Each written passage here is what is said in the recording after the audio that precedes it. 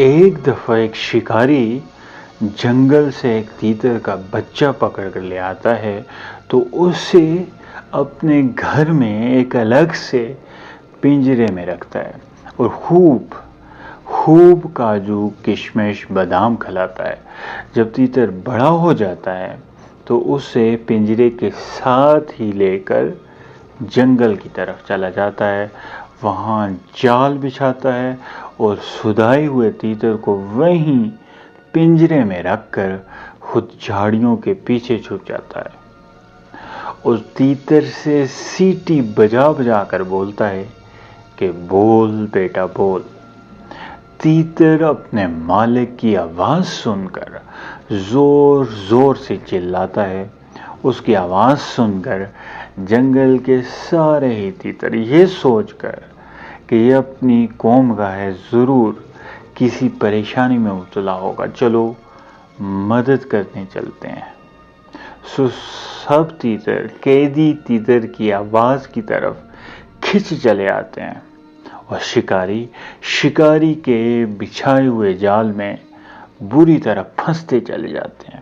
شکاری مسکرائے ہوئے آتا ہے اور پالتو تیتر کو الگ اور باقی سارے تیتروں کو الگ سے پنجروں میں ڈال کر گھر لے آتا ہے،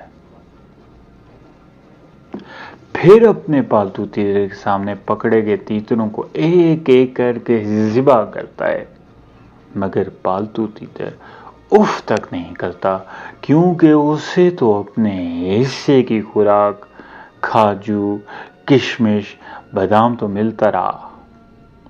کم و بیش یہی حالت آج کے مسلمانوں کی ہو گئی۔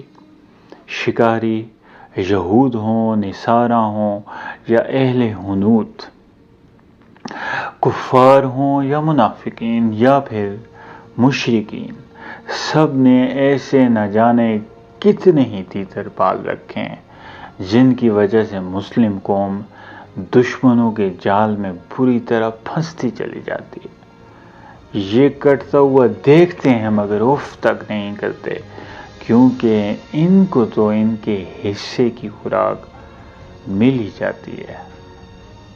ذرا تعصب کی اینک اتار کر ضرور سوچئے گا، سمجھیے گا اس بات کو۔ اللہ حافظ و ناصر۔